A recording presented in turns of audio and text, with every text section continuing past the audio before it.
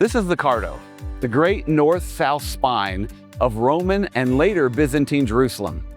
In those eras, the city planners cut a straight way through the neighborhoods, lined it with columns and porticos, and fronted it with shops.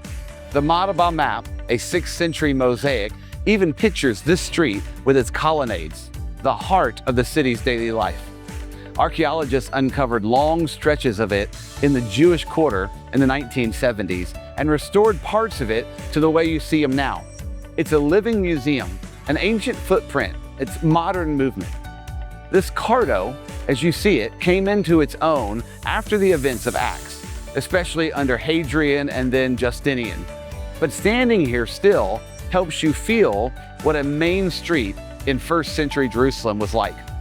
Goods moving, voices trading, neighbors meeting at thresholds, needs and resources crossing paths every hour. This is what daily looks like in a city. Now, set Acts 6 on this stone. Luke says the disciples were increasing, and a complaint arose. Greek-speaking believers said their widows were being overlooked in the daily distribution. And you can almost picture that realization forming not on a quiet study, but on a street like this. After a conversation at a doorway, a missed basket, a name that somehow stayed off a list. Growth brings joy. It also brings the kind of complexity a city makes impossible to ignore. Move with the story. Word travels up the lanes and the community gathers, likely in a large room nearby, to sort it out. The 12 stand and say something simple and wise. Both the tables and the word matter, and each deserves focused attention. Choose 7 from among yourselves, people known to be full of the Spirit and wisdom, to oversee the distribution while the apostles devoted themselves to prayer and the ministry of the word. You can feel the city shaping the solution. A movement that lives in public needs structure that works in public. Routes, names, hands that know the neighborhoods. Luke lists the 7: Stephen, Philip, Prochorus, Nicanor, Timon, Parmenas, Nicholas. Mostly Greek names, so the people who felt unseen will be seen by leaders who speak their language.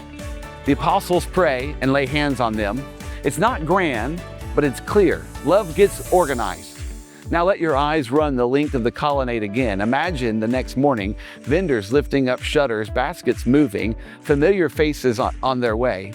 Daily distribution looks like this: a path you can walk, tables set where people already pass, the church's care woven into the ordinary traffic of a city. The Cardo reminds you that mercy has logistics. Luke's last line for this scene belongs out here as much as it does in a meeting room. The word of God increased, and the number of disciples multiplied greatly in Jerusalem, and a great many priests became obedient to the faith.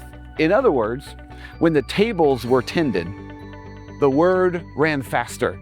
Fairness didn't slow the fire, it cleared the channels, and the effect reached even into the priestly families serving a short walk from where we stand. A few details around you deepen the picture. The Cardo's portico once sheltered sidewalks and shop fronts, spaces where people lingered, listened, and helped. Its columns marked out a rhythm and an order, a visual reminder that movement in the city depends on structure. And its central line stitched neighborhoods together from gate to gate. News, needs, and good news all shared the same pavement. The problem in Acts 6 wasn't theoretical. It was a widow without bread. The response wasn't a slogan. It was 7 trusted people given real authority to make love visible. The outcome wasn't merely internal. It was measurable in the streets. More people hearing, more people believing, and more people serving. As we open Acts chapter 6, keep this picture in mind: a growing church that refuses to choose between compassion and proclamation. Leaders who refuse to pit prayer against planning. A community willing to name a wound and then heal it. Picture tables set along routes people already walk. Picture the word carried by the same feet. And let the city street remind you how the Spirit turns everyday logistics into part of the mission.